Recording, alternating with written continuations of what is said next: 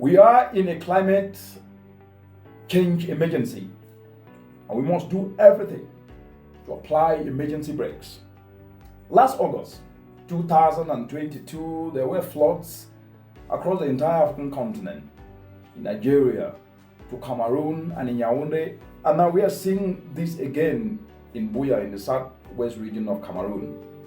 Extreme precipitation events across the country have increased by 29 to 36% between the 1970s and 1920s.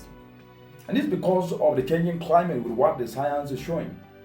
With sections of Central African region where Cameroon is warming up to 1.5 times faster. But what is most important now is not just about the science, but what can be done.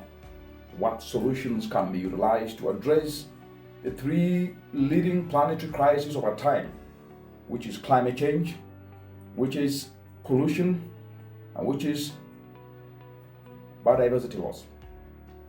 Because by putting solutions in place to address these challenges, we can be able to address this flooding risk. For example, in nature action, applying green infrastructure, such as planting urban forests in flood-prone areas, goes a long way to reducing the velocity of flood waters and instead increase the rate of ground infiltration, which has the dual effect of enhancing groundwater recharge while at the same time also minimizing flooding. And combining these natural solutions with other green infrastructure solutions such as building canals, dredging, or river tributaries will go a long way to be able to address the floods that we're seeing costing a lot of lives. On pollution, let's face it, Cameroon generates about 600,000 tons of plastic waste, and only 20% is recycled each and every year. This means that 480,000 tons end up in the environment. And during rains, this waste blocks drainage systems. But what can be done very simply is to incentivize recycling enterprises where the youth of Cameroon are supported with skills and with affordable capital to recycle waste into valuable products such as pavement tires. They will make money, they will solve an environmental problem, and at the same time ensure that we can be able to minimize the amount of waste that gets into the environment while meeting policy aims of decisions on banning plastics, which was issued in Cameroon in 2012. The role of research cannot be underestimated here, because research in informing policy and the importance of collective effort to drive change is key.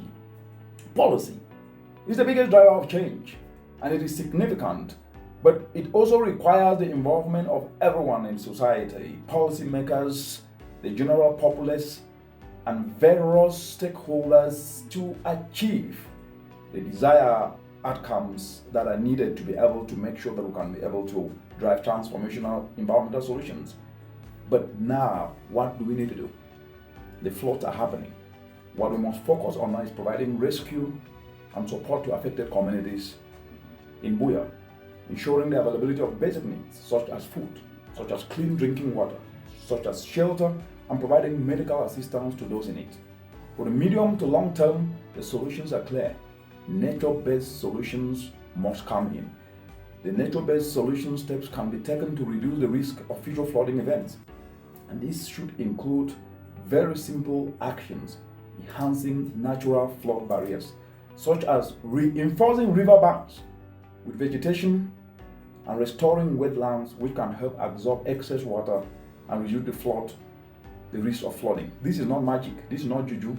This can be done, and it is happening in other parts of the continent. Implementing sustainable land management practices that minimize soil erosion and improve water retention is key, because this will then reduce the likelihood of flash floods. Another aspect is developing and enforcing strict building codes and zoning regulations to ensure that new construction takes flood risk into account and to avoid development in high-risk areas. This must be addressed. To ensure the success of these policies, it is crucial to involve local communities. Local communities, NGOs, and other stakeholders in the planning and implementation process. We need a whole of society approach. This collaborative effort can help create a sense of ownership and responsibility among all parties and all citizens that are involved. Let's always remember one thing. Regardless of the noise, it is through well-planned approaches and collective action that we can effectively address challenges such as the floods we are seeing in Buea, we are seeing across the continent, and ensure the safety and well-being of our communities and every citizen. Thank you very much.